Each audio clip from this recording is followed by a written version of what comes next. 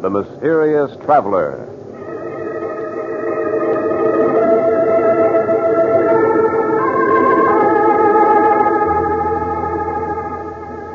This is The Mysterious Traveler, inviting you to join me on another journey into the realm of the strange and the terrifying. I hope you will enjoy the trip, that it will thrill you a little and chill you a little. So settle back, get a good grip on your nerves, and be comfortable, if you can.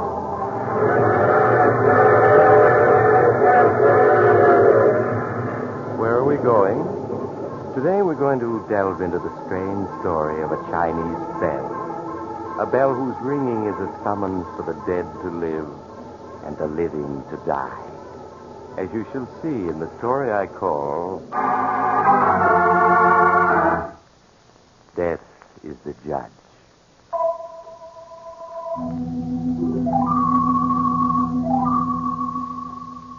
Our story begins in a small curio shop in New York's Chinatown. Dr. John Williams, one of the finest brain surgeons in the Middle West, and his wife are celebrating their 20th wedding anniversary by a trip to New York. They have stopped in at this curio shop for sentimental reasons, just as they did on their honeymoon 20 years before. Oh, John, it's the same. It's exactly the same as it was. Doesn't look as though a thing has been sold since we were in here last. It certainly doesn't.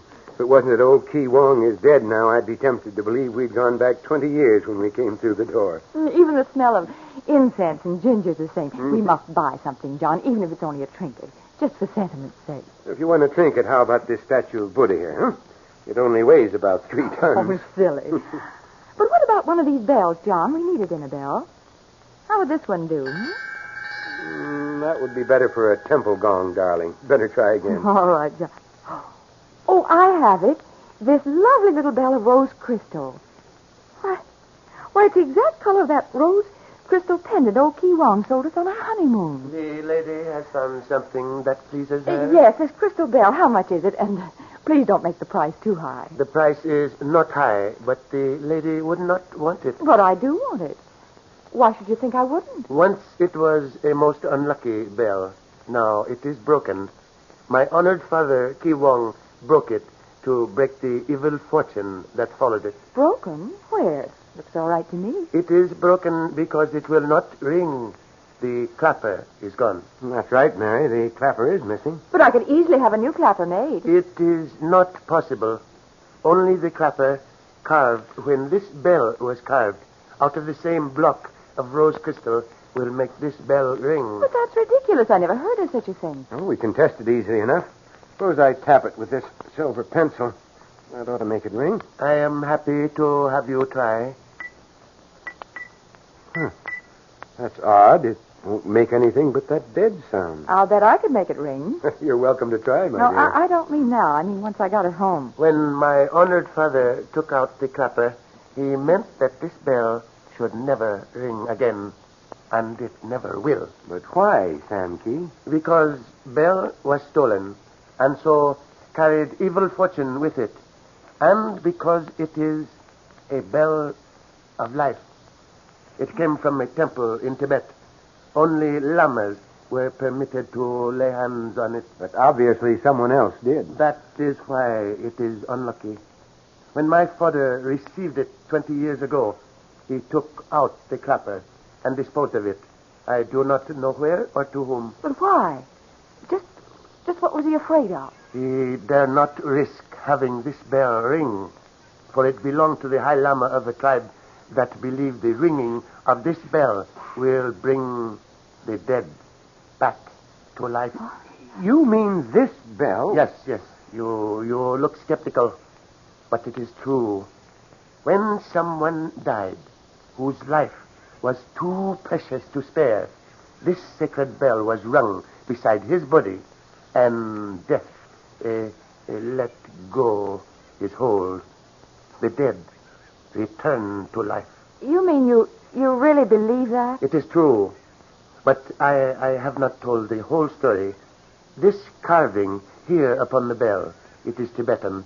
It says, "Who rings this bell cheats death, but death will not be cheated. A little cryptic, I'd say. It means that when the bell is used to rescue someone from death, another whose span of life is not yet over is taken by death instead. You mean that the Grim Reaper keeps his quota filled, even if he has to take somebody who's not on his list? It is so, Doctor. John, you're talking as if you believe the whole thing. It's just nonsense, of course. But what a lovely topic for conversation it'll make. I just simply won't leave without this bell now. But if it won't ring, what good is it? I'll make it ring. Leave that to me. If the lady wishes the bell, the price is $5. Well, the lady wants it, so she'd better have it, I guess. Oh, I don't want to risk breaking it while we're traveling, though. Can you mail it to our home address? Of course. The name is Dr. John Williams, 1766.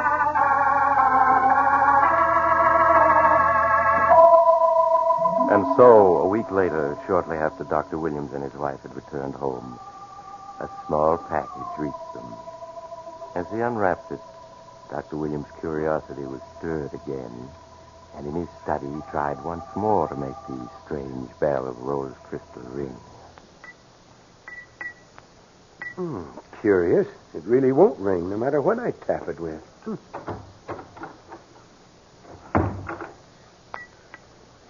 Hello, John. Oh, hello, Mary. You're home from the hospital early, dear. Yes, I felt a little tired today. But look what just came in the mail. Oh, why, it's my crystal bell. Oh, John, it's lovely. It's even more beautiful than I remembered it. Yes, but I'm afraid Sam Key was telling the truth when he said only the original clapper will make it ring. I've tried everything I can think of. The trouble with men, darling, is that they're not logical. What do you mean? Well, if the ball is of rose crystal, a rose crystal clapper should make it ring, shouldn't it? The logic is perfect, but how can we test it? By using my rose crystal pendant, of course. I'm wearing it this afternoon so we can try it out right away. Here, see? Now what? You hold the bell, and I'll tap it with the pendant. All right, tap away, but I bet it doesn't ring. You'll see. Now listen. There. What'd I tell you? It did ring. Of course it did. I was sure it would, even if Sam Key's story was true. John, don't you see? Don't I see what? Well, my crystal pendant is the bell's missing clapper. The missing clap? Mm-hmm. Good heavens, I almost believe you're right. Well, I am right. As soon as Sam Key told us how his father took the clapper out of the bell and sold it 20 years ago, well, I was positive he'd made it into the pendant that he sold us 20 years ago. It should be impossible, but it certainly looks as if it must be true. After all these years, the bell and the clapper have come back together again. You know, I knew there was something queer about that bell the minute I saw it. Queerest feeling came over me that I just must have it. I'm not sure that I like that thought, Mary. Silly. I know you half believe that story Sam Key told us, but I didn't. Now, I have my bell complete. Now, all I have to do is unfasten the pendant and attach it to the bell again. But, Mary... Help me do it, John. Look, the pendant's loose. It'll come off the chain if I twist it. Here it is. Mary, are you sure this is wise? Now, if I tie it inside the bell with this thread... Darling, please hold it so I can see what I'm doing. There. Now it's as good as new again. Listen. Mary, John, what is it?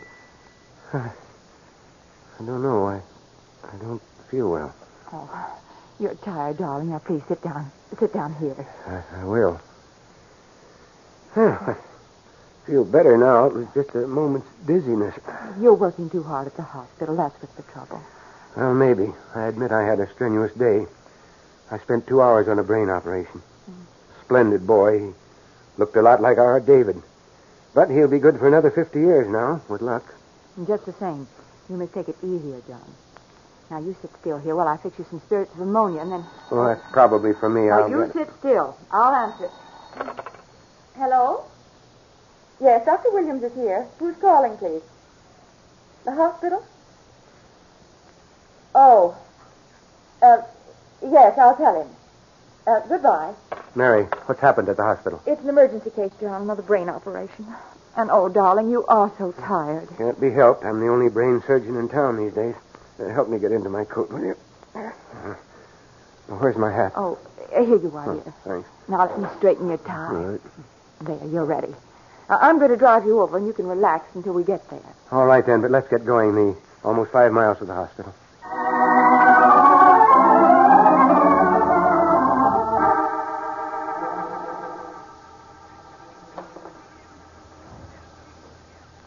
Nurse, another sponge, please. Here, Doctor. Dr. Williams, the pulse is very faint. The breathing has become dangerously weak. I'll have to try adrenaline. The hypodermic, nurse. Yes, Doctor. I'll get it ready. The patient has stopped breathing, Doctor. And there's no pulse. Quick with that adrenaline. We've got to get the pulse started again. Here, Doctor. Good. Yeah. That ought to start the heart action again. There's still no pulse, Doctor. We'll try artificial respiration. Yes, Doctor. Oxygen, nurse, quickly. Keep the pressure steady, nurse. Johnson, any pulse yet? Not yet, Doctor. The adrenaline doesn't seem to have taken effect. Well, it must. Nurse, give him more oxygen. I'm going to continue the artificial respiration as long as there's a single chance.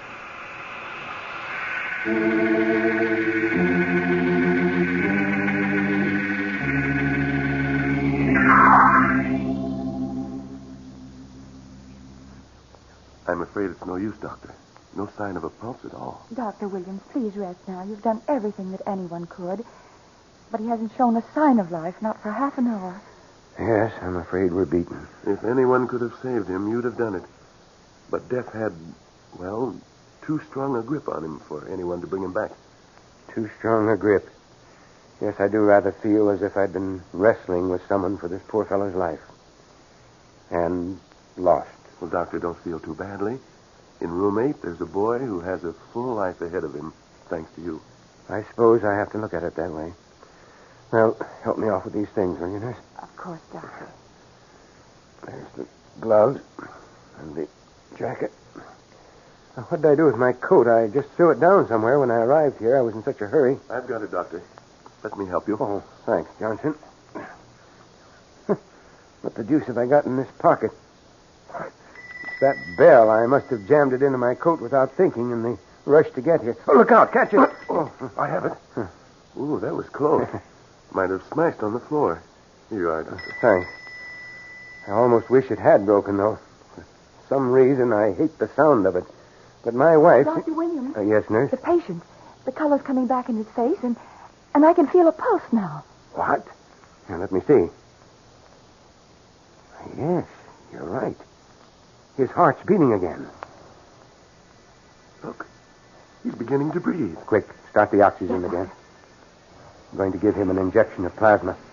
Make the preparation, please, Johnson. Yes, Dr. Williams. How is the pulse now, nurse? It's getting stronger, Doctor.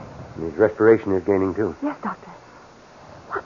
I've never seen anything like it. It's almost a miracle. Now, where's that plasma? Here, Doctor. I have everything ready. Good. Nurse, disinfect the arm, please. Right away, Dr. Williams. Oh, here comes Dr. Bronson. How's it going, Williams? Been having trouble? Oh, hello, Bronson. Yes, a little trouble, but I think we're in the clear now. For a while, I thought the patient was gone, but now he's going to pull through, I'm sure of it. Good. Doctor, I'm afraid I have bad news for you about your other patient, though. What do you mean? The boy in room 8. The one you operated on this afternoon. Yeah? He died suddenly just a couple of minutes ago. Just went like that for no reason at all.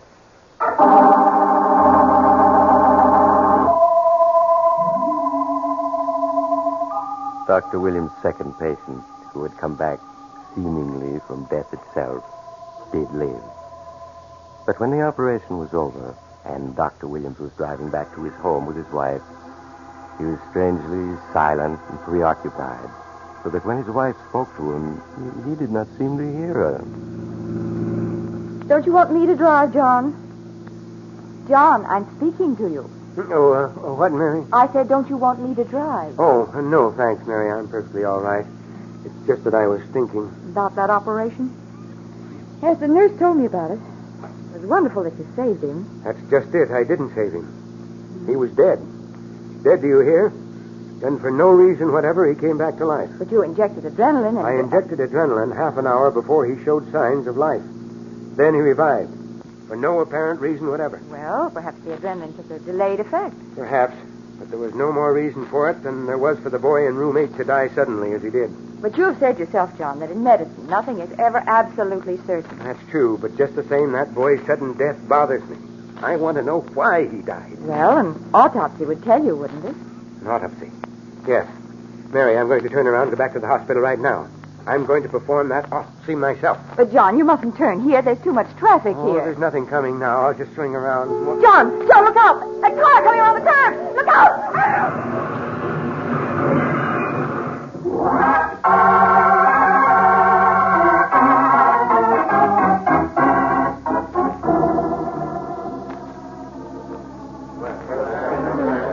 Now, stand back, all of you. Come on, get back. Now, lady, drink this. It'll make you feel better. Thank you, officer. You were in an accident and knocked out for a couple of minutes. But you're coming around all right. Just drink this and lie quiet. An accident? Yes. My husband, where is he?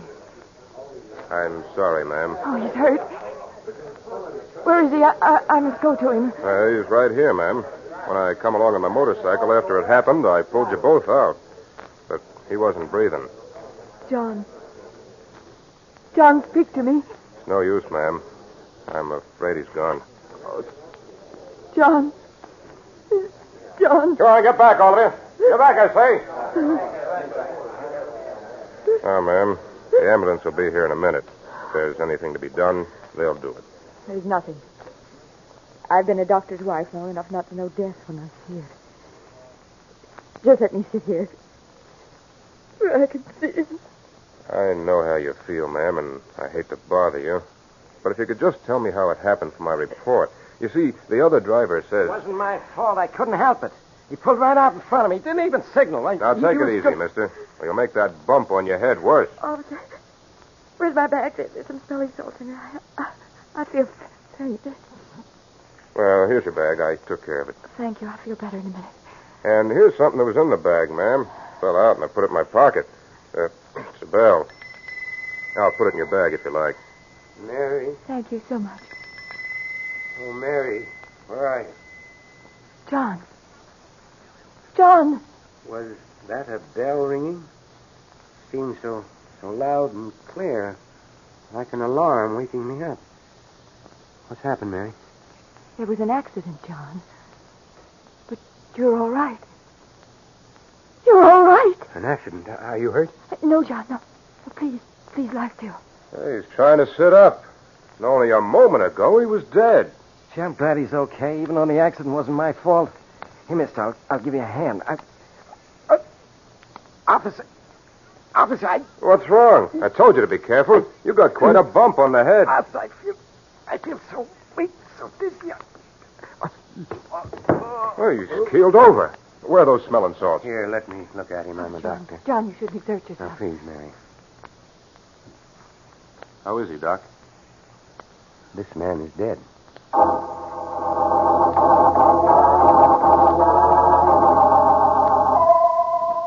Though Dr. Wilson protested that his injuries were not serious, he returned to the hospital where Dr. Bronson treated him, finding nothing wrong save a slight concussion. His wife took him home in a taxicab, promising to see that he stayed in bed for a day or two. That night, however, neither Dr. Williams nor his wife could sleep, though they remained awake for different reasons. 10, 11, 12. Mary, is that you? I was counting the strokes. It's midnight. You should be asleep. Can't go to sleep. Not until David gets home. David? Where is he? The movie? No, he came to me this afternoon and said there was a party at his fraternity tonight. He asked me if he could borrow the old car for the evening, and I let him have it. But he's not back yet, John. I can't help worrying. Especially after what happened to us. Well, I'll give him a talking to in the morning. A boy of 17 isn't old enough to be out until all hours. You ought to be asleep yourself, John. How's your head? It's all right. Just throbs a little. All I had was a slight concussion. John, are you sure? Of course I am. Didn't you hear Bronson say so? What are you getting at? The bell. The crystal bell. Well, what about the bell? Your first words were about hearing it ring like an alarm wakening you. And it had just rung. Well, what of it? It rang, and I heard it as I was regaining consciousness. But at the hospital, the bell rang in the operating room, And your patient came back to life. He heard the bell ring, too. Don't be silly, Mary. My patient revived for natural reasons. As for me, I was just knocked out. But both times, somebody else died, John. At the hospital, the boy in room 8. And after you returned, the driver in the other car died. Pure coincidence. The boy probably had a blood clot on his heart. The driver had a fractured skull. It's a common occurrence for men with fractured skulls to keel over without even realizing they're hurt. But Sam Key told us that when the bell rang, the dead would return to life. And someone living would die. Stuff and nonsense, Mary. You've been a doctor's wife long enough to know that such thing isn't possible. But, John, No buts about it. It's impossible, do you hear? Yes, John. Of course it's impossible. Oh, I do wish David would get home. I feel so uneasy about him. He'll be home any minute now. He knows that he's supposed Oh, it's the telephone. Well, I'll answer. No, let me. No, stay in bed. I'll answer. Oh, all right, John. It'll only be a moment. Hello, Dr. Williams speaking. The police? What is it? What's happened? An accident. My son? Where is he? Is he badly hurt? The car turned over and burned. And my son? I see. The Rockford Village morgue. Yes, I'll come at once. John, what was it? Mary, I told you to stay in bed. It was just an emergency call. It's David, isn't it? Yes, it is David. I can tell by your face. Where is he? What's happened to him? He's been in an accident, Mary. David is dead. Is that it, John? Yes, Mary. Take me to him. Oh, John, you got to take me to him.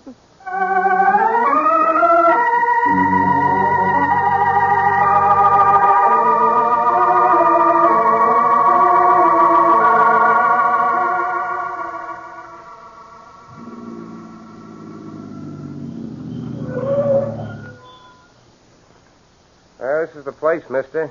The Rockford Village morgue. Cross the pavement, go down those steps, then along the walk to where you see that little light over the door. Well, thank you. Mary, you must wait in the cab for me. I want to come with you. No, you mustn't. Promise me you'll wait here. I want to come with you. I want to see my son. Not yet. Promise you'll wait for me. All right, John. I'll wait. Be careful of those steps, mister. They're pretty steep, and it's awful dark. I'll be careful. I'll only be 5 minutes or so, Mary.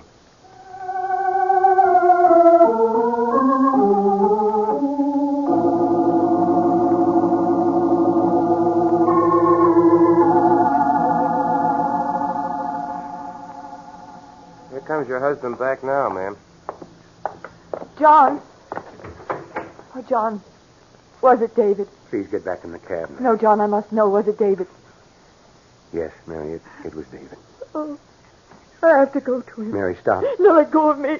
I'm going to David. Mary, stop struggling. You can't go to I him. must. I must. Mary, don't you understand? You mustn't see him. I'm going, John. What have you got in your hand? It's the bell, the crystal bell. What are you doing with it? Here, give it to me. No, I'm going to ring it. Oh, give me that bell. No, I won't. I'm going to ring it, I tell you. There, I've rung it. I've rung it. David! David, did you hear? Mary, you're out of your mind. I'm not. I know what I'm doing. David! Can you hear me? Now, give me that bell. There. In heaven's name, what are you trying to do? It brought back your patient. It brought you back. And it'll bring back my son. Mary, come to your senses. It's just a bell. It's not. I know it's not. You were dead. And I saw it bring you back to life. You mustn't believe that. And even if the bell were more than a bell, don't you understand? The car turned over and burned. I had to identify David by his fraternity ring and the driver's license in his wallet. I don't care. He's my son. David! David! Mary, get into the cab. I won't. Not until I have my son back. David! Mary, won't you please? Mother! Mother! John, listen. David. Mother! David. Mother! Dad! Where are you? John, let go of me. It's David. He can't find us. I got to go to him. Mary, don't you understand? He was burned horribly. Mother! Dad! Where are you? Mary. Let go of me. He's my son, and I'm going to him. David! David! Mary, come back. Mary, don't go down those steps to the morgue. David! David! Mary, come back. Come back. Hey, mister, watch yourself. Look out for them steps. Mary. Mary. Mister, look out! Mister, are you hurt?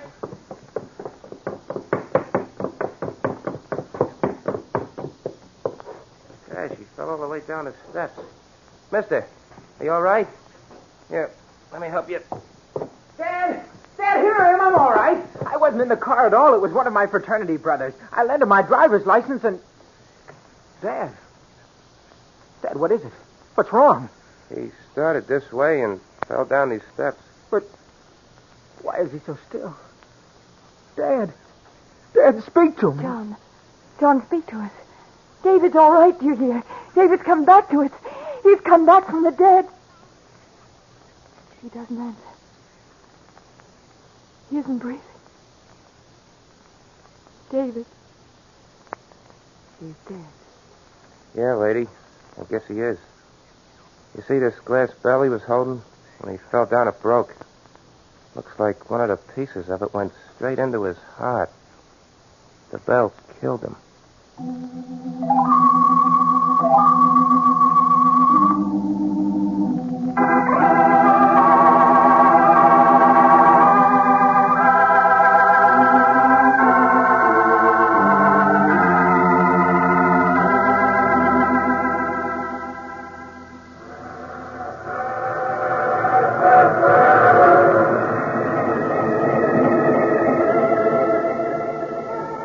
This is the mysterious traveler again.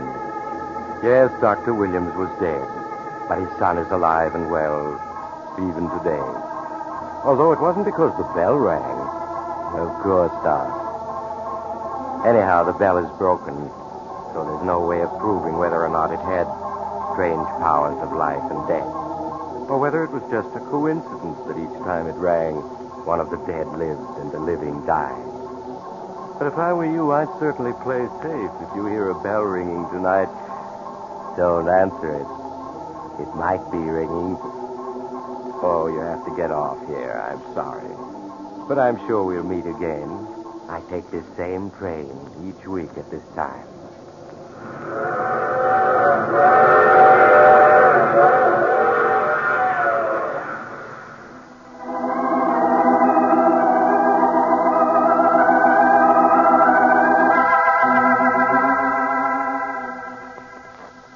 You have just heard The Mysterious Traveler, a series of dramas of the strange and terrifying. In tonight's cast were Maurice Toplin, Cameron Prudhomme, Eleanor Phelps, Donald Buca, Juan Hernandez, and Mort Lawrence. Original music was played by Charles Paul. The Mysterious Traveler is written, produced, and directed by Bob Arthur and David Kogan.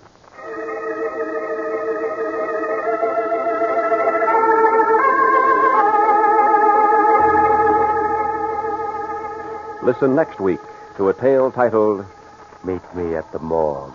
Another Strange and Shivery Tale of the Mysterious Traveler.